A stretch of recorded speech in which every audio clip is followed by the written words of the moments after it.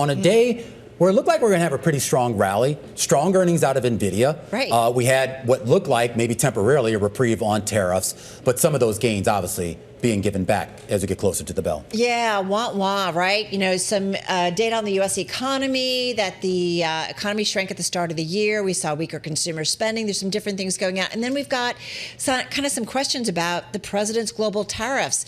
You know, a court saying, kind of ruling against them, and then the Trump administration coming back and saying, well, wait a minute, they're still in effect. There's going to be some legal action, but again, another level of uncertainty layered on here. Sometimes I think it feels like you need a law degree to follow what's happening when it comes to what the different courts are saying at this point. That said, I think it's fair to say that traders didn't necessarily buy the reprieve because of the way that we saw futures fade late yesterday and into the trade today, given that we didn't have any new news. I mean, we went into the trade today thinking, well, look what NVIDIA did yesterday. That'll give some juice to the trade today.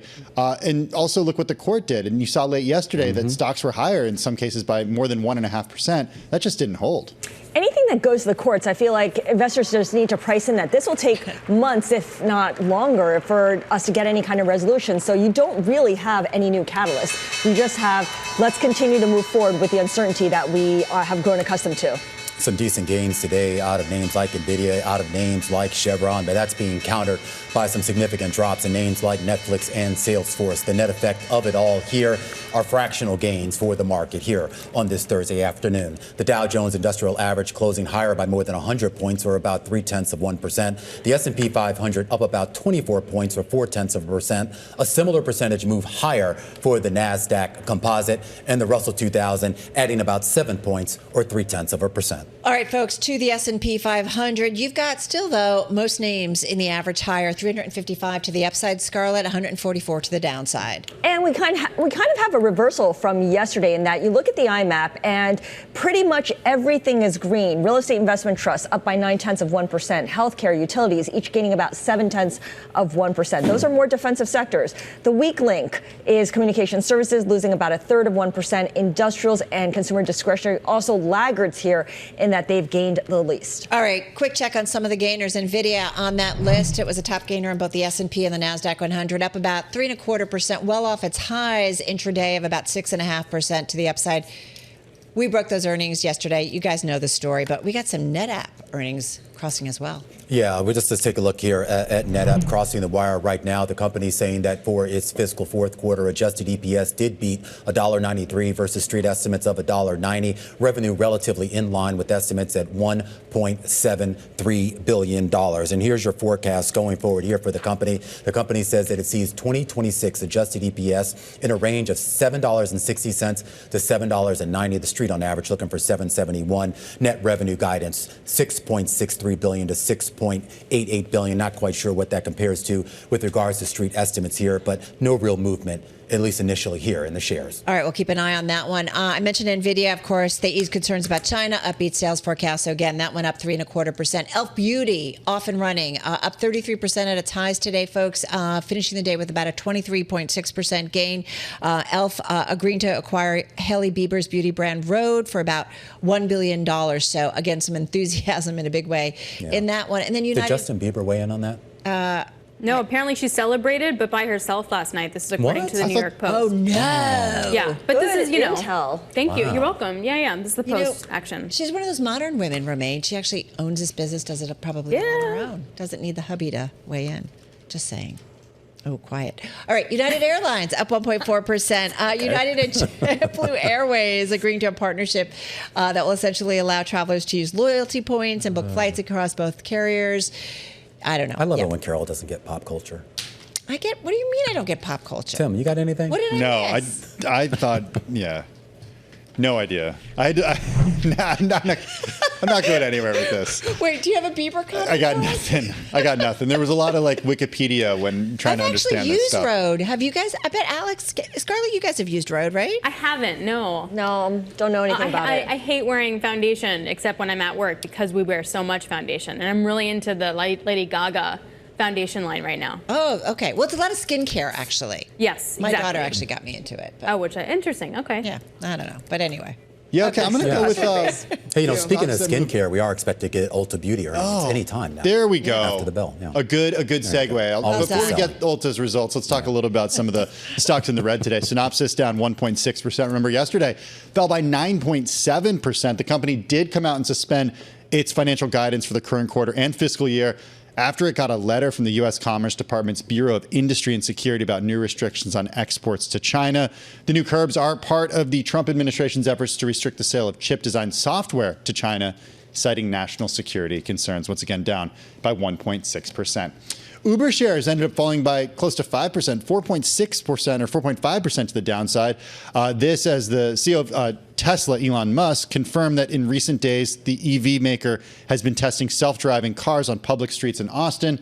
Ostensibly, it would hurt a company such as Uber if people were hailing vehicles from Tesla rather than hailing Ubers. But remember, Uber does have partnerships with many ride-hailing companies, or self-driving car companies rather, including Waymo, in certain markets. They've also been developing their AV strategy, their autonomous vehicle strategy. And years ago, they were working on their own stuff, but then they ended up kind of closing or selling off that unit many years ago. HPQ, HP Inc., the worst performer in the S&P 500 on a percentage basis today, down 8%. Shares fell as much as 13% earlier in the session. The company issued a weak profit outlook. It cut its annual earnings forecast. It cited a weaker economy and also the impact of U.S. tariffs against China. Alex. All right, taking a look at the bond market here, it was a little uneventful. You saw buying pretty much across the curve. We did get the mixed economic data in the morning, but also then you had President Trump telling Fed Chair Jay Powell, you're doing the wrong thing. You got to cut rates at the end of the day. And you're seeing the market moving on that 2-year down by about 4 basis points, guys. Yeah, he's been very consistent on that message. All right, let's tell you about the latest earnings from Dell Technologies, of course, making servers, AI servers in particular. In terms of the first quarter, total net revenue of $23.3 billion, higher than what was anticipated, which was $23.15 billion. Adjusted EPS for the quarter, that was $1.55, trailing the consensus estimate of $1.69. As for this quarter, it sees revenue of anywhere from $28.5 to $29.5 billion. Analysts were looking for $25.4 billion, so that is a beat on the second quarter revenue outlook. It also says its AI server backlog has grown to $14.4 billion. Analysts were looking for a number in the neighborhood of $7.9 billion, so that is much better than expected. You can see the shares surging right now, up 10% in after-hours trade right now. All right, from one stock that's up in the aftermarket, 9.5% higher on Dell, to another one, Ulta Beauty. We've seen this stock also move higher. This after the company sees fiscal year EPS of $22.65 a share to $23.20. Previous estimate that the company had seen was $22.50 to $22.90. Also sees fiscal year operating margin of 11.7 to 11.8%. That pretty much meshes with what the street's expecting of 11.8%. Fiscal year comp sales 0 to 1.5%. Had seen 0 to 1%. The estimate on the street is below 1%. So again, you're looking at that stock up about 3.4%. Just a quick check on the first quarter that just happened. Comp sales 2.9%, way above the street estimate of 0.31%. And first quarter net sales 2.85 billion versus the estimate of 2.79 billion.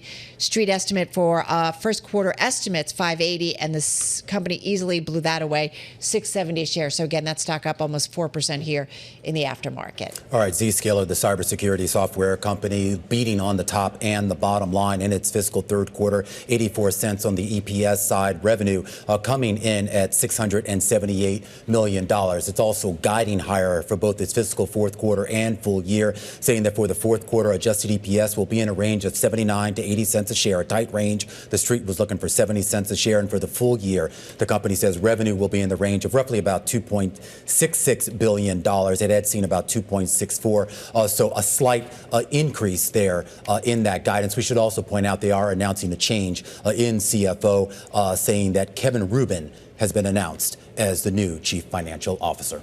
All right, taking a look at Marvell Technology, that stock down by about 5%. Adjusted earnings came in better, and the net revenue estimate also came in better, coming in at $1.9 billion. The shadier part, the grayer area, I should say, is second quarter outlook. So their net revenue is in line with expectations at $2 billion, but plus or minus 5%. Very similar to second quarter earnings coming in at 67 cents, plus or minus 5 cents. So giving that wider band. They also have an investor event coming up on June 17. So, of course, looking forward to more AI and what that winds up meaning for the company. Hey, before you just move on to that, I just want to mention Ambarella also, which, of course, is in the same space as Marvell. Those shares higher as well, up about 5% on the back of their earnings report that just came out here, a beat on several key metrics. Tim? I'm going to the restaurant industry because shares of Red Robin Gourmet Burger are shooting higher right now, up as much as 25% in the after hours. It's a micro cap, $55 million market cap. The company came out with results that said first quarter adjusted earnings per share did beat estimates.